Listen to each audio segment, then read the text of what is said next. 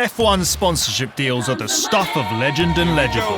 Money talks. With over 300 brands fueling the series and teams with their financial firepower. But it's not just about slapping a logo on a livery and calling it a day. The quest for sponsors is just like a Grand Prix itself as teams dash for cash.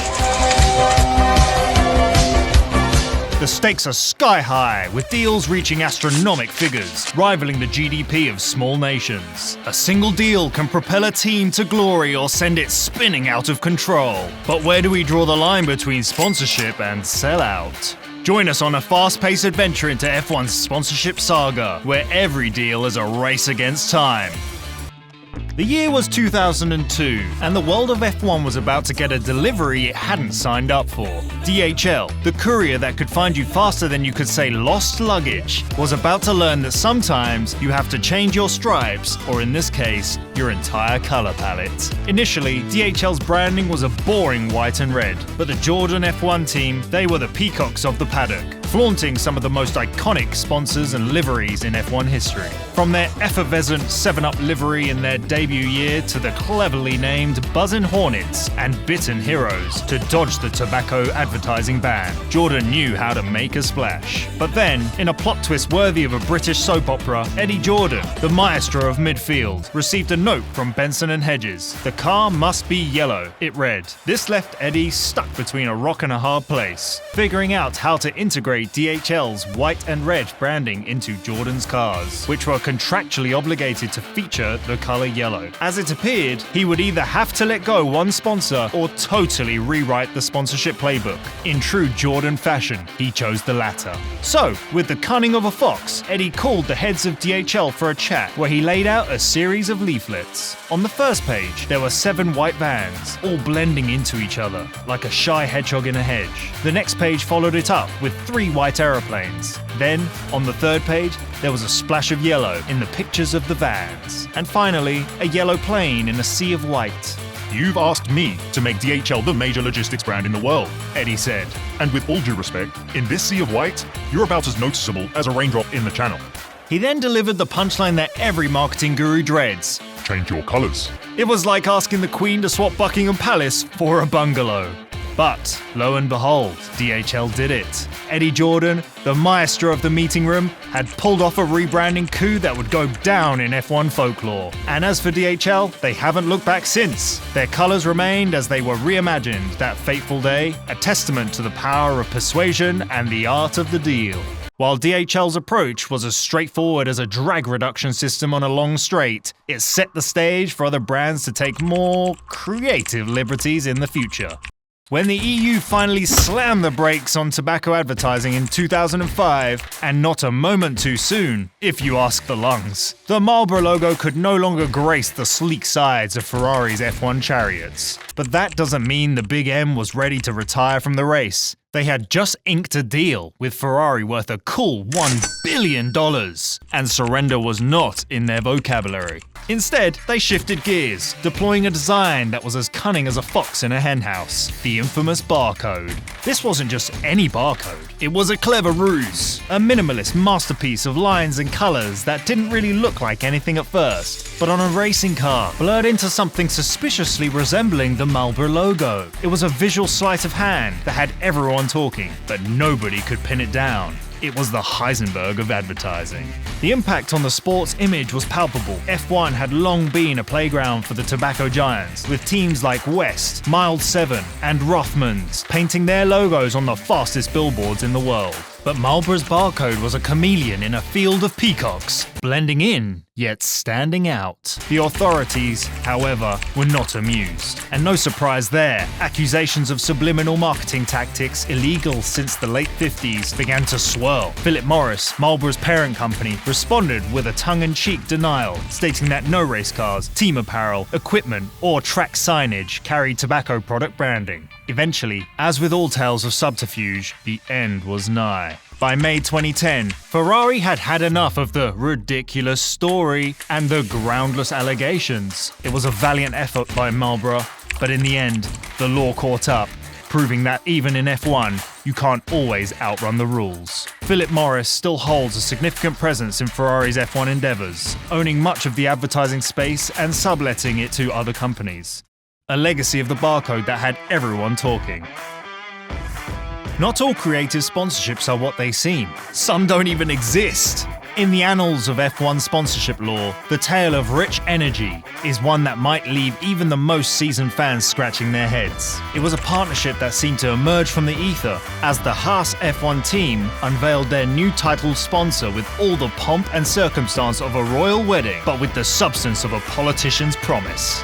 Rich Energy burst onto the grid with bold claims of dethroning Red Bull, not just on the track, but in the energy drink market as well. But as the paddock murmured and the fans squinted, the question arose: had anyone actually seen a can of this drink? The F1 community turned into amateur sleuths, scouring the shelves of their local shops for a can of this so-called drink, only to find that Rich Energy was as hard to find as a humble opinion in the F1 Twitterverse. The fallout from the Rich Energy debacle was a spectacle in itself. The brand's logo, eerily reminiscent of a certain famous antlered mammal, became the subject of a legal tussle, further casting a shadow over its credibility. After all, a brand with no product is like a car with no engine. It may look pretty in the garage, but it's not going to get you very far on the track.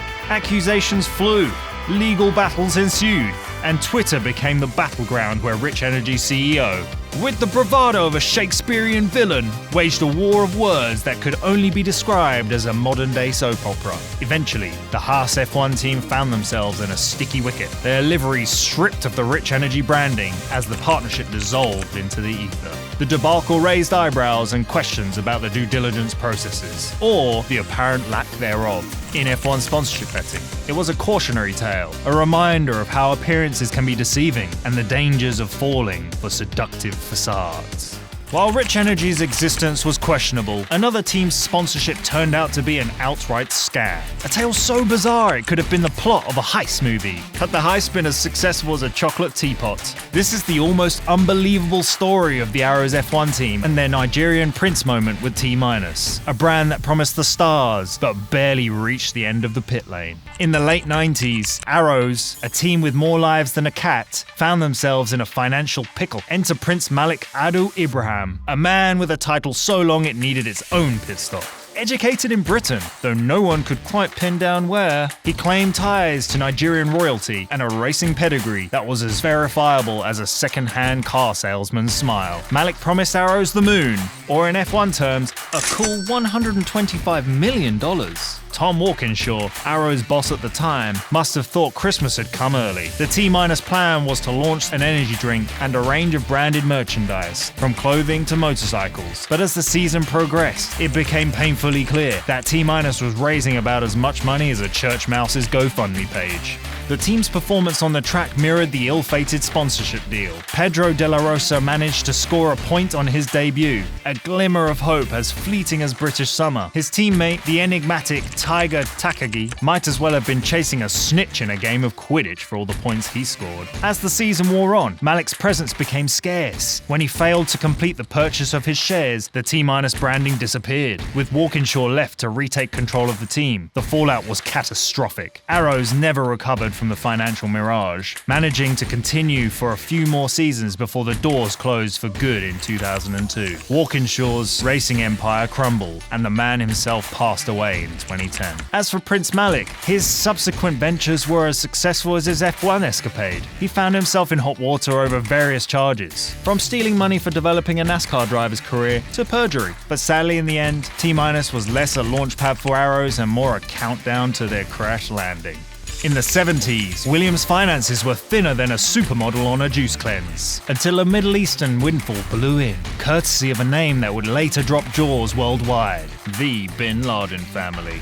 That's right! Before their name became synonymous with global infamy, they were busy sponsoring fast cars and flared jumpsuits. The Saudi Bin Laden group was steered by Mohammed bin Laden, a patriarch with a family so large they could have played a full match with just bin Ladens, where Osama was just player number 54. During a time when Sir Frank Williams' dreams were teetering on the brink and his team's performance plummeting faster than a lead balloon, the bin Laden group injected some much-needed petrodollars into the Williams veins. Then, with the Al Bilad hotel chain's logo emblazoned on their cars, the team was reborn as the Al Bilad Williams F1 team, a phoenix rising from the ashes of financial ruin. With the bin Laden name emblazoned on their cars, the team managed to catapult into the zenith of motorsport glory. Australian dynamo Alan Jones was brought on board, and in a plot twist worthy of a Hollywood blockbuster, he clinched the 1980 F1 Drivers' World Championship, with the team securing the Constructors' Championship to boot. But as the champagne flowed and the confetti settled, the shadow of 9/11 loomed on the horizon. Soon enough, Williams had to scrub the bin Laden name off their cars. In the race for funds, Williams' sticky situation proves that not all publicity is good publicity. Just another page in the chapters of F1's sponsorships gone wild. Like Williams, the Dutch supermarket chain Jumbo also found itself in a bit of a pickle. Much like a shopper who realizes they've forgotten their wallet, Jumbo made a hasty exit from the racing aisles this past summer. At the heart of this retail ruckus was Frits van Eerd, Jumbo's CEO, and a guy known for his wizardry in sports sponsorship. Under his reign, Jumbo became a household name in F1, hitching its wagon to Max Verstappen's star. From his salad days in Formula 3 to his champagne-spraying triumphs as a double world champion, Verstappen and Jumbo were as inseparable as fish and chips. But it wasn't all about the rubber burning on the tracks. The supermarket giant was also dishing out a hefty €20 million a year to keep the wheels spinning at the cycling team Jumbo-Visma. Then, as quickly as a pit stop, Van Eerd found himself in trouble, accused of laundering more than just his weekly load. This scandal was a full-blown crisis, sending Jumbo's reputation into a tailspin. I mean, there are a few things that can harm your company more than a CEO being accused of stealing money. And soon enough, Jumbo pulled the plug on their support for both Verstappen and the Jumbo-Visma team. For Verstappen, losing Jumbo's backing meant the end of a decade-long relationship that had been instrumental in his rise to F1 stardom. The impact on Jumbo-Visma was equally profound, leaving a void in their budget and casting uncertainty over their future endeavours.